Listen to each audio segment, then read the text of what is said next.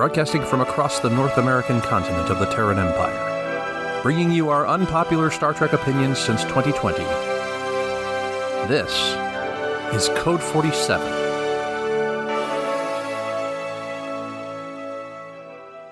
Back again, lucky episode 53. Yes, I just made that up. I don't think there's anything inherently lucky about the number 53, but we got a great show for you. This is the Code 47 podcast on the Secret Friends Unite podcasting network. I am Charlie Carden. I am captain of the USS Grand Petoskey, the Michigan chapter, I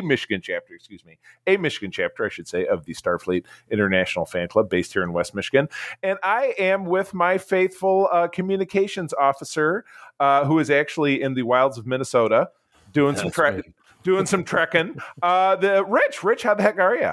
I'm doing great, man. I'm doing great. We're getting ready to go on vacation, the wife and I. So we're awesome. We're wrapping up some stuff, doing some podcast stuff, and getting stuff in order. But yeah, that's my jam right now. I hear you. Go some vacation, Vacation. That's good stuff, man. And with as challenging things have been in the business that you guys run recently, it sounds like it's well earned. So that's awesome. Yeah, especially for my wife. Yeah, she's been very busy. That's crazy. So we're going to do something a little special up top of this episode. Earlier in the week, Rich, you had shared with me, and then you had done some posts on social media about some of the goods that you have in your possession that belonged to your godmother, who was your gateway individual, as so many of us do, have that story of the person that got us into Star Trek. She is yours. And then we talked a little earlier today about you possibly showing some of these off. So it's all you, my friend. Oh, shit. Thanks, man. Thanks. Yeah, she was my pusher, right? the pusher man. Like back in the late 70s, she got me going on the original Trek and the first Trek movie, the motion picture. Her name is Mary Kohut. I'm going to show you a picture of her. This is her right here. She is a lifelong Trek fan. She passed away in 2013. No, that's not right, because she has some books from later than that, but somewhere around 2013, 2015. I'm not 100% sure. My memory is hazy of those years. But she left me a literal crap ton of Trek merchandise that she collected over the years, not the least of which is her collection of books, which is incomplete, but I've made it my personal mission to now complete those sets, all of them. So I'm gonna try and get her books completed as like a tribute to her. We called her Chacha Mary. She's Ukrainian. Chacha means aunt. Mm-hmm. So that's So I started going through some of the boxes. I had gone through the books. I'd picked out some ones that I wanted to have on my shelf. And then I started to feel like, I really want to go through everything. I want to go through it all and see what there is. So the first box that I opened up had this in it. Ooh, I've got that. You got that? This is this is a Pez set, and it is from... I think it would be right around 2015. I would think. Was it 2015? Or is it longer? No, you know what? I have I think based on the artwork on the front, which when Diamond Select was putting out some figures at that time, it was like 2008, 2009. So I think it was a little earlier. It was when there was that big marketing blip when the JJ movie came out. Oh, sure. Yeah, that they were marketing the original series because of the tie-in. That'd be sure. Yeah. Well. Either way, I wouldn't eat the Pez candy at this point. So. Oh, no. Yeah. She also has a ton of mugs. I'm just going to share with you one of the mugs here. This one's the original TOS Enterprise. She was a big TOS fan. And then, of course, it says on the back of the mug has the Enterprise. In that 1978 Superman logo, peel off there. Which later they translated into later seasons of TNG. Yeah. It had the woo, which, just made it more exciting. This is a cool one here. This is a deck of cards. It's a Star Trek II The Wrath of Khan deck of cards. And I opened it up after I sent the picture to you the other day. And it's still in the plastic. That's Never been awesome. opened. I'm not I going to open love it. these, but I'm sure they're fantastic. I I love the idea of I can them. imagine probably the back of each one is maybe a picture from the movie or something Yeah, it consistent. Yeah. seems like that. Yeah, the Joker has a picture of the Reliant on it. So Oh, nice. yeah, Cool. How and then awesome. a couple other things here. Just want to share this one. This is the Star Trek alarm clock. This thing's old. This is from at least the 80s. Yeah. This is oh no, excuse me, not as old as I thought. 1993, but she had this out when I was a kid. Oh, This was her man. alarm clock when I was a kid, when I was a teenager. I like it. And there's no batteries in it, but I'm going to try and put batteries in it at some point and see if it does the beam me up thing. See And if it then comes to life. I wanted to share a couple of quick items from her book collection. This one here, I don't know if you've seen this book.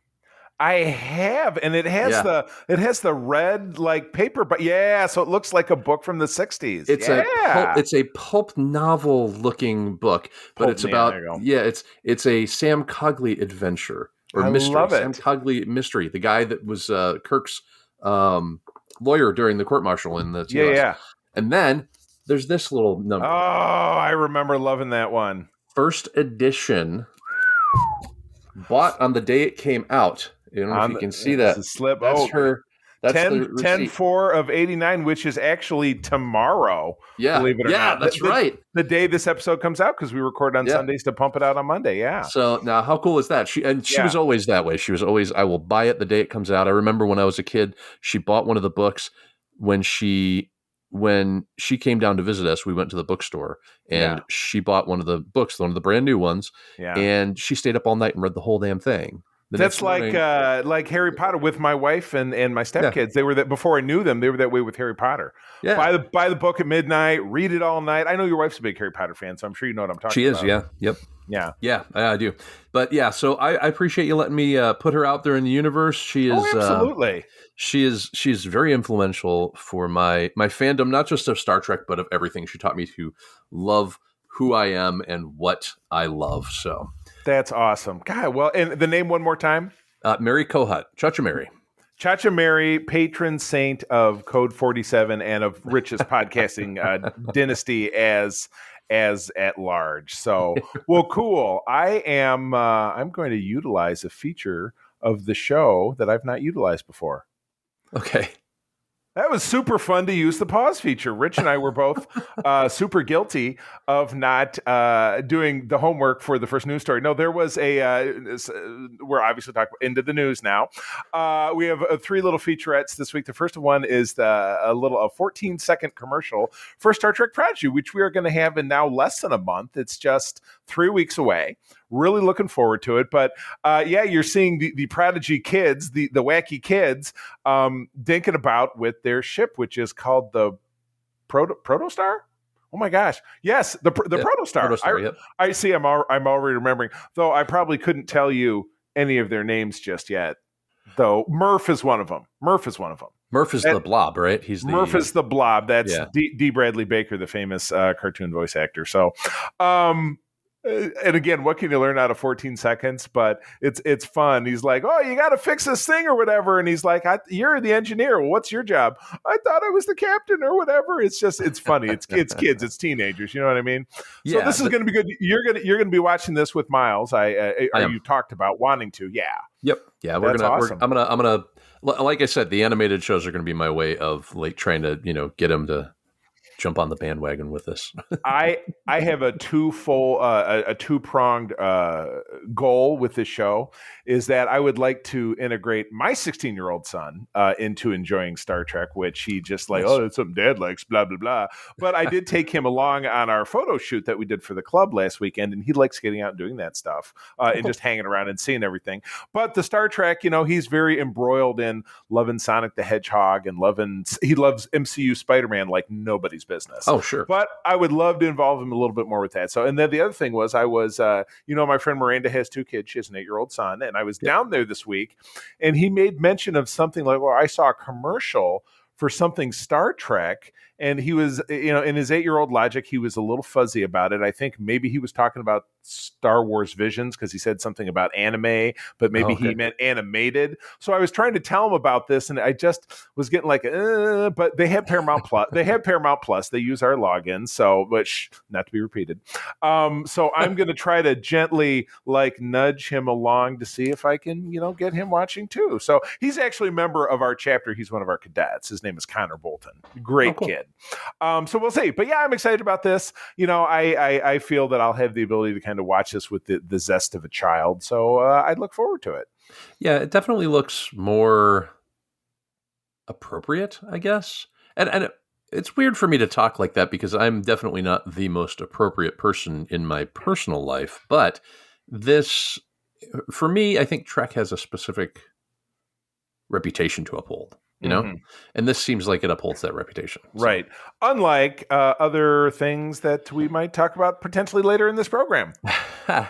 I don't know. But anyway, thinking about things that are a little bit more traditional Star Trek, we got some images this week, and it's weird. This headline is deceptive. Set images from Star Trek Picard Season 3 hint at a new ship and more, but we're doing Season 2. So is that production wrapped, and this is jumping even far further than that, or am I just misunderstanding? Okay. No, I think Picard, they're in the middle of working on Season 3 at this point, right? Gotcha. Okay.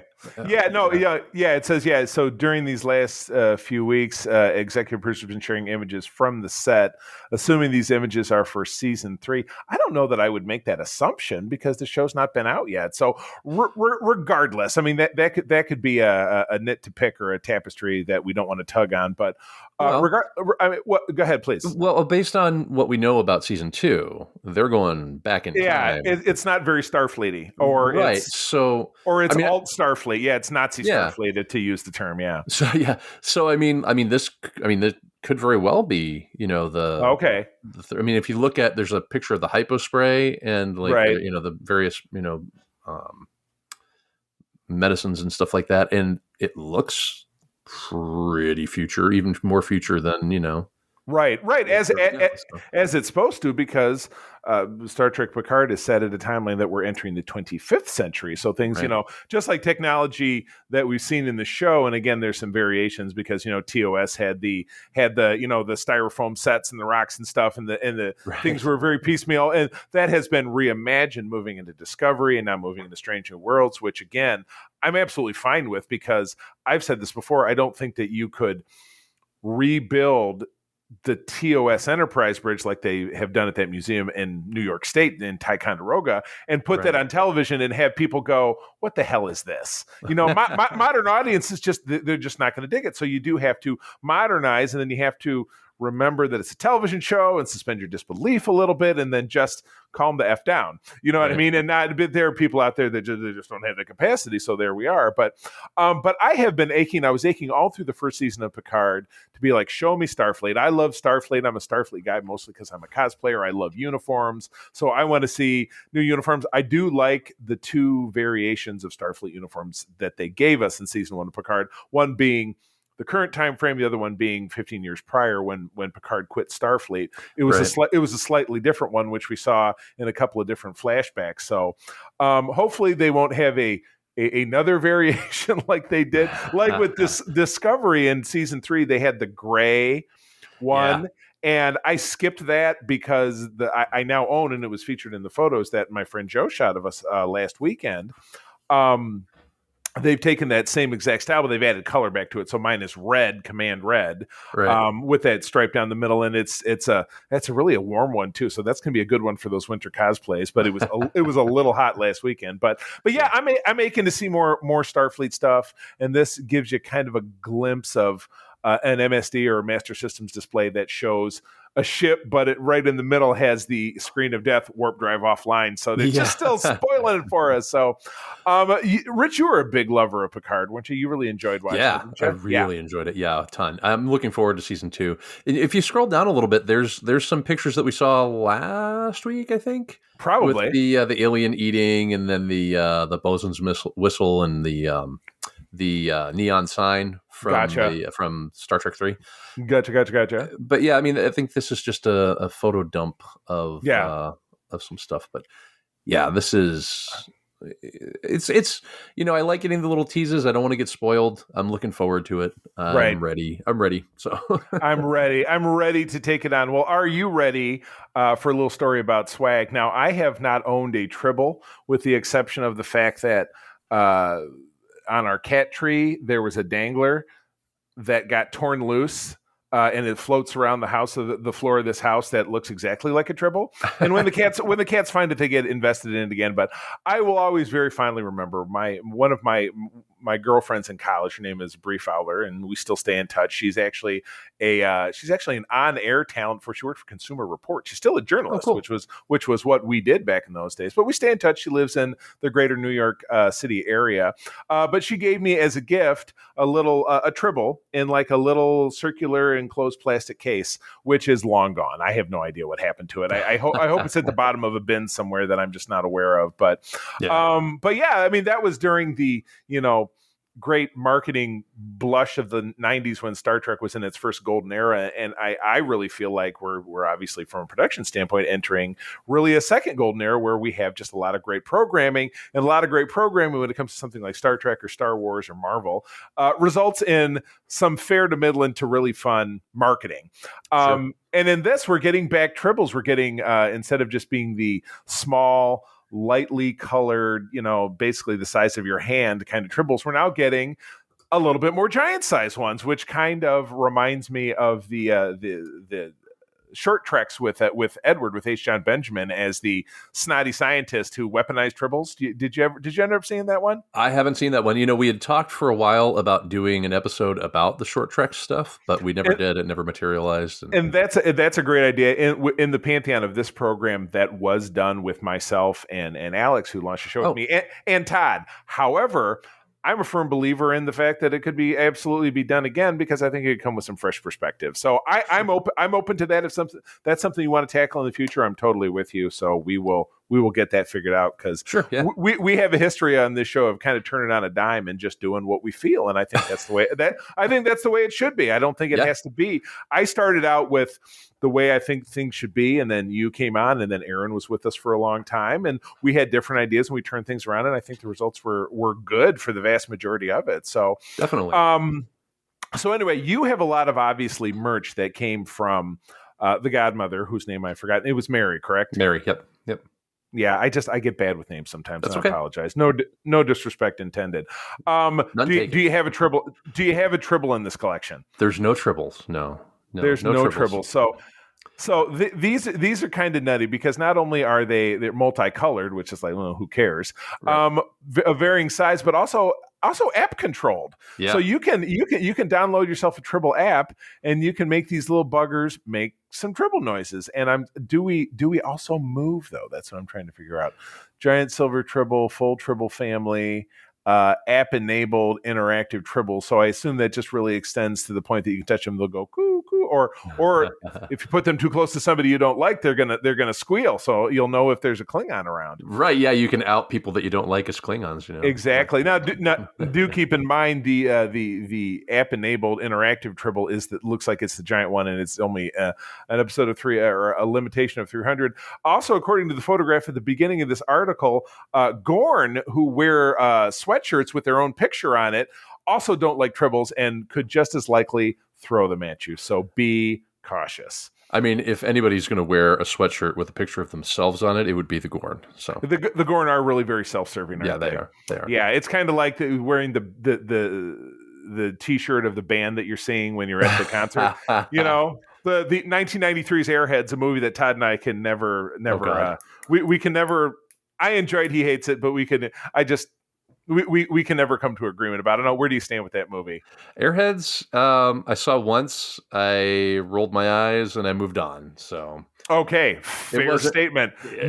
No appreciable feelings about it. I understand. I was very into indie film by that point. Understood. I was watching a lot of like Jim Jarmusch and like Richard Linklater, Kevin Smith, stuff like that. So like it didn't sit with me. It didn't hit with me, and I just moved on. So I haven't revisited it since. The spot was not hit. It was Mm-mm. irrelevant. It was irrelevant. Well, speaking of irrelevance, as we segue into talking about Lower Decks, it's been, I wouldn't even say it's been a wild ride this season. There have been some lows. There have been some lower than lows. There have been some lows that have gone below that. Yeah. We've kind of gone back up. I kind of enjoyed last week's episode because I thought that it wasn't quite so racy and it wasn't potentially as referential as the one that was before that. But they literally turned this current episode into your Billy Joel's greatest hits, Yeah. double disc, Yeah. and they gave it a name that literally says shit. And wow. They just absolutely nailed it. This was so the crew, quick summary. Yep. The crew has an efficiency expert on board, someone who conducts drills, a previously heretofore unknown alien who can split in 3 parts, and that was the gimmick, and she kind of dances around a little bit. She's bipedal, so she's not weird, not too different looking. But yeah, they take they have these little holodeck pods that the crew is expected to do drills in. They do a switcheroo where the senior staff becomes the junior staff becomes the command staff. And it's a greatest hits. There's references to Spectre of the Gun. There's references to all the Borg episodes. There's references to the Mirror Universe. Star Trek 3. Star Trek 3, exactly. So, and a lot of that is kind of fine.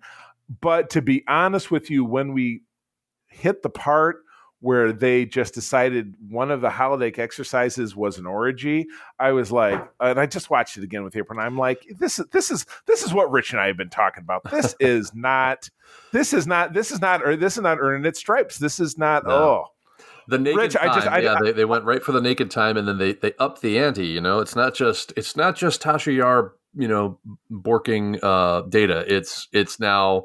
Literally, what was it? Boimler who was showing everybody his, the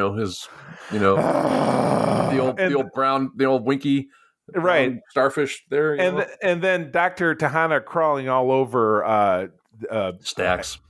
Yeah. And Rich, fortunately, this does answer your question because I caught a glimpse of a human-shaped boob on her. Okay, as she zipped around. So I'm glad that we've got that resolved. I know that it was an issue for you a couple of episodes back. It's put to rest. Yeah. I hope that makes you feel better. But yeah, oh my God, dude, it's like I was holding out hope. When you and Aaron and I have been talking about this, and you're like, the potty mouth is just, I can't watch this with my kid, and it's a cartoon, and I'd like to be able to. And I was like, well, I don't have those considerations because it's just April and I here in the house, so we don't really think about that kind of stuff. But the bleeped out language and then the straight up naked party, it was like, this would be more appropriate to something that you just pull Star Trek out of it. I just don't know why this is. I got one of these why this is happening moments. You know what I mean? It's very Rick and Morty, which in a Rick and Morty setting, I love Rick and Morty. I will laugh at just about anything on that show, but it doesn't. I don't think it translates to Star Trek. Like, I don't want. I said this the last time. I don't want my peanut butter in my chocolate. I don't want my chocolate in my peanut butter. When it comes to Star Trek, it has to have.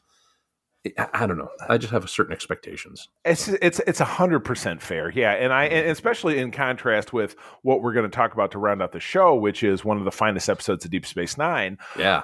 And which I'm probably going to let you drive the bus more about that because you saw it for the first time and you really loved it. I've seen it 1,000 times. I would probably have a lot of the same really canned things to say about it, and I just don't think that's interesting. So I would rather hear from you. But yeah, I mean, this is episode 8 of 10. For this season. Rich, you're on with me next week, and then you're on vacation. And your soul brother, Paul, is going to be working with me while you're gone. So that's awesome. So next week will be mercifully, it sounds like, the last episode of Lower Decks that you'll have to watch for potentially a great long while. Although I'm sure, I'm sure. And again, you'll come back and see episode 10, and it's not like, oh, this brings everything together. I kind of get cringy thinking about even what episode 9 is going to be like. It's just, are we on the way down? Or was this a bump in the road, and then we're gonna? I just don't know. I don't like having a show, and certainly not something connected to my beloved Star Trek, where I have to kind of it's the way that my father described voting: hold your nose and push a button. Yeah. It's kind of hold your nose and click the remote and turn on Lower Decks. So Right. yeah, I mean, like I said, they hit this right on the head when they called this episode I comma shit. Because that was the name that was the name of Boimler's Borg character at the end. So yeah, Excretus, which I misspelled now, in here. So but I figure I have to make a play of some kind of that in the title of the show because they really nailed it. But anyway, go ahead. No, I was just going to say that I actually enjoyed the fact that Boimler had to go through over and over and over again because he had to get to 100%, and then the shtick was he had to fail. To save everybody. And now I don't relate because I'm not one of those people, but I know people like that who are like, it has to be perfect. And that made me laugh. So I actually laughed at Lower Decks for the first time, laughed with a laugh, not thinking, gee, that's funny, or gee, that might be amusing. This was an actual laugh. Wow. Yeah. As to say, even an android can cry. Even an android can cry. Yes, right. That's right. Which I remember, that's a Philip K. Dick, right? But it makes me think of the Vision from the Avengers. Too, the Vision. So, well, cool. Well, let's move on to something from that is significantly more powerful. Rich and I have been talking, and we had a conversation just before we got the show rolling last week, and then several other earlier episodes of Infinite Diversity. We talked about episodes from Deep Space Nine, but DS9 is kind of your Trek blind spot in a lot of ways, Rich, because you've seen now, thanks to your involvement with me, but your association with the show, and then with the Grant Petoskey in the chapter, you've seen several episodes of Deep Space Nine, but it's probably down to probably you've seen maybe 10 or 15 total. Yeah, not a ton. Out of 176. So there's definitely a lot more to go. So what Rich and I decided is that both this week and next week, and again then he's on vacation from episode 55 on, we're going to tackle a top 10 list, and of course there are lists. The world is full of lists. So this was a top 10 list that cobbled together of best episodes of DS9. So I picked this one. It's certainly very high. It's I don't have the list in front of me, but it's certainly in the top 5 of that 10. But this is season 6, episode 19, In the Pale Moonlight. And Rich, I will read the summary. Sure. And then I kind of want to, like I said, kick it back to you because, again, I'm the old sod who can be like, oh, this thing and that thing. And they mentioned the Cairo and Captain Jellicoe from the Chain of Command. That was his ship and blah, blah, blah. So it's just like, though by that time they mentioned someone else was captain. So you could potentially, in your headcanon, think that Jellicoe moved on to become an admiral. Then he was part of the New Frontier series. Right. That's true. Think about that. Well, speaking of which, my godmother's books, she has almost every single New Frontier book. She's missing one. That is awesome. And that series has been inactive since about that time. So there's no movement on New Frontier, which is kind of a bummer. So anyway, here's a summary, and then it's going to become the Rich Show for the most part. Oh no, don't get nervous. I mean, while you're gone and after Paul leaves, I might be doing this show by myself. So I guess I'm going to take from your example. So here's a summary: with mounting losses in the Federation Dominion War and the specter of defeat, Captain Sisko enlists Garrick's help to persuade, air quotes, the Romulans to join the Federation-Klingon alliance to win the war. However, Sisko soon learns that to save the Federation, he may have to betray the values it stands for. Whew. My goodness. Yeah. So the first thing that I want to talk about is Avery Brooks's performance in this episode. He comes from theater stock. The dude, I mean, he's been doing theater since 1970s, and this, I mean, it's a monologue, right? I mean, he's giving his captain's log, but it effectively is a monologue that strings the entire story together. It sews the entire story together, and he has moments where you can almost picture him doing this on a stage.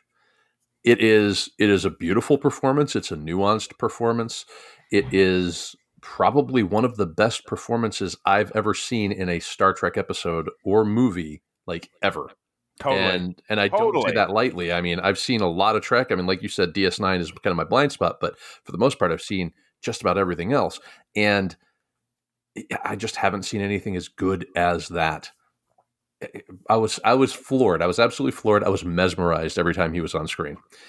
And yeah, so and then the other stuff, I'm not as familiar with the Federation Dominion War. I know of it. I know, who the belligerents were and all that. Right. It was a great and powerful departure that was very controversial at the time that was happening. That happened from the end of season 5 through the end of the series, so over 2 seasons. And there were people who said, well, Gene, it was driven by, in particular, the writing staff, Ron D. Moore, who went on to do Battlestar Galactica, that you and I both highly revere. But there were people at the time who said, this is not Star Trek. Star Trek is not a war show. It's about exploration.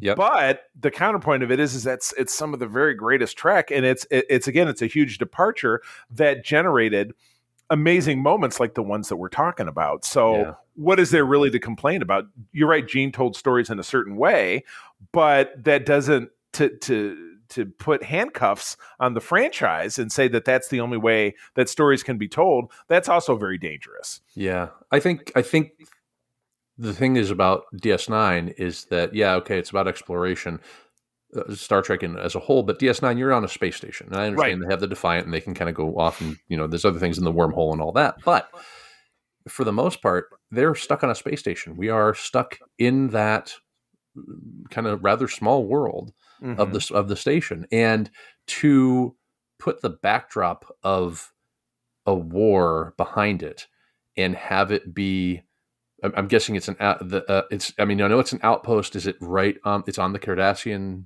border, right? About, to get fully nerdy on it, it's about 6 hours from the Cardassian border. So what happened is pretty close. Yeah. So the Cardassians 40 years prior to the series went across their existing border and they annexed Bajor, and that became their border. And then with the events of the series, they eventually withdrew and they resumed their old border. So Bajor is in a no man's land. It's not Federation space, but Bajor is not a Federation world. So it is unclaimed space, or it's the Bajoran system, as it were. Okay. Yeah. I mean, you give it a whole different meaning. You give it a whole different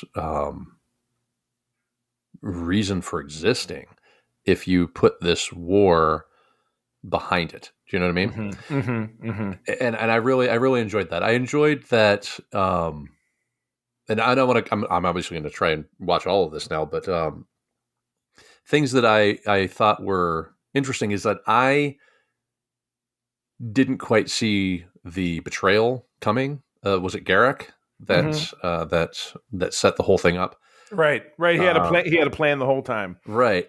I didn't see that coming. I don't know enough about the Cardassians to really know. Should I have been expecting something? Potentially. Yeah. But yeah. Yeah. But when the ship blew up, the Romulan senator's ship blew up, and they started talking about, the Romulans are going to get into the war. My thought, I had it dawned on me at the same time it dawned on Cisco, and so that was pretty powerful. I mean, that was a very powerful moment, and man, Avery Brooks does a lot with his eyes, a lot with his face. He's a very theatrical actor. I'm just floored by this, and I want to see more. So I would love to see. I'm hoping that with what we do, with these other like greatest hits of DS9, I'm going to get to see more of Avery Brooks's acting chops, because he was on. He really was, and it's funny because he's one of the few actors that has no association with Star Trek anymore, and he's had some kind of mental health issues since the show went off the air. I think he might have had some legal issues as well. So I don't know. I'd have to dig a little bit deeper, but I completely agree with you. He was there. There are people that hold his performance and his character up against the rest of the leading men and women and aliens that made up, leading Star Trek series, because he really delivered, I would say, in a lot of ways, that Sonequa Martin Green as Michael Burnham really brings a close second, because she is an actor's actor. And I learned a long time ago that there are some female individuals that do not like to be referred to as an actress. So I try to simply say actor when I'm talking about. So as an actor, I feel like right up there with Avery Brooks, she really brings it. Definitely. You know what I mean? Yeah. No, actress is kind of a term of a bygone era. So actor, Yeah, just in agreed. general, is the best way to Right. to address people when it Right, comes to that exactly. role. Exactly. So yeah, there were a lot of bits and pieces in this that they portrayed Romulans in a certain way, and the Romulans had been seen a smattering of times. They got, I think, exhibited more in TNG than they ever did in TOS, and the reason for that is that I think I read a quote once that said, "Why do we see the Romulans more? Why do we see the Klingons more than the Romulans?" It says the Romulans we threw a coat of or the Klingons we threw a coat of paint on them and gave them a sash. With the Romulans, it was all the ears. We couldn't afford the ears because everything about TOS was about money because their budget just kept getting cut and cut. Like I said, and there's one of the few shows out there that it was canceled 3 times, and it took that third time to be the charm that it stuck. Yeah. That it finally happened. So we hadn't had a ton of development about Romulans, but they're the absolute photo negative of the Vulcans. Yeah. So they duplicitous in a lot of ways, just like the Cardassians, and so that was an interesting balance for me as well. Yeah, the Romulans have always been kind of an interesting. Well, because they're, like you said, mirror image of the Vulcans. They are a dichotomy with them, right? Like there's, they embrace their emotions, they embrace their warlike, ways and that sort of thing. And the Vulcans, of course, shun emotion and that sort of stuff. But we didn't really get to see a lot of them. I think the most I'd ever seen of them was in TNG with the unification stuff, right? With Spock and all that. So, I mean, they've always been kind of a mystery to me. So having them in this, having them involved with this to this point, pretty cool. I mean, they're not a new species to me, but they're not a well-known species, that's for sure. Right. And, as we know, what's unknown is only temporarily hidden. That was a quote from Captain Kirk. Yeah. So we learned more about it. So, yeah, one of the great episodes. I'm glad you enjoyed it. It really did set the tone for the episode that we're going to talk about next week, which is much more heavily involved with things related to the war and things related to the Romulans, and then something that you learned a little bit about watching Discovery, which is Section 31. Right. So, and the actual genesis of it, and the fact that the main character of Section 31 is a character named Sloan, played by the fantastic William Sadler in the 1990s. Really in his prime. Really in his prime. So you're really going to enjoy that. So next week we will be discussing, and I'm going to screw up the name of it, Intim Ara Sila Legis. That is not the correct name of it, but you know what? You will hear all about it next week. Okay. But no, it's really quite excellent. So any parting thoughts before we wrap it up? Well, I liked that the story, and I think this is a Ron Moore trademark. He kind of tries to tie it to something historically that will, I don't know if evoke emotion is the right term, but kind of set the scene. You know what I mean? It feels a lot like, there's talk that, higher ups in the U.S. military knew that Pearl Harbor was going to happen, and they allowed it to happen to allow them to get into the war. The Gulf of Tonkin attack. There was a purported attack by a U.S. Naval vessel. No, excuse me. It was on a naval vessel. It was the North Vietnamese allegedly attacked a U.S. naval vessel that allowed us to escalate in Vietnam, or allowed them to escalate in Vietnam.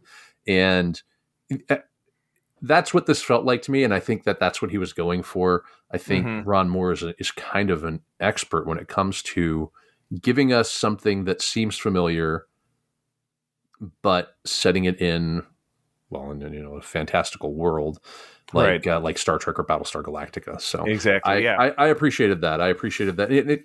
For me, allegory is science fiction is all about allegory. If it's good science fiction, it's got allegory. So. Right. So not Lower Decks.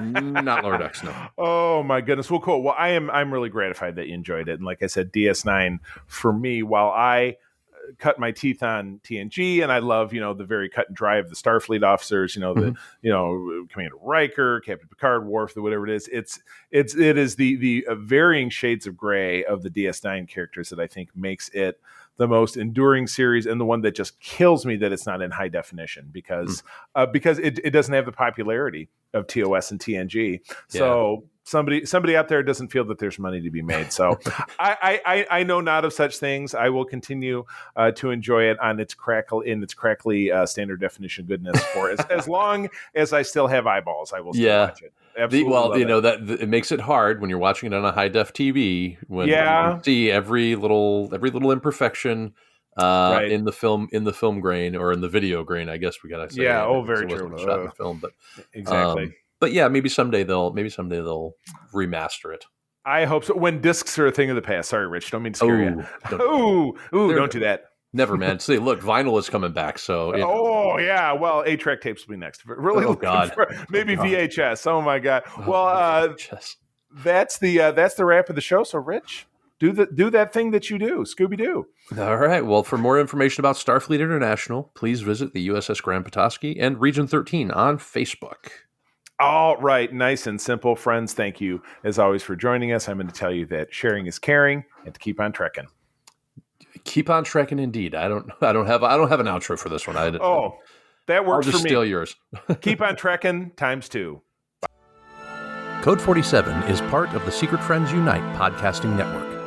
Visit secretfriendsunite.com for our great shows, articles, news, reviews, and more. Secret Friends Unite podcasts are available on Apple, Google, Spotify, or the podcast platform of your choice. If you would like to be part of the conversation, visit our new Discord server, or join us on Facebook, or follow us at Secret Friends U on Twitter. Please subscribe to Secret Friends on YouTube, and don't forget to visit our merch store at tpublic.com. Just search Secret Friends Unite. Thanks for listening.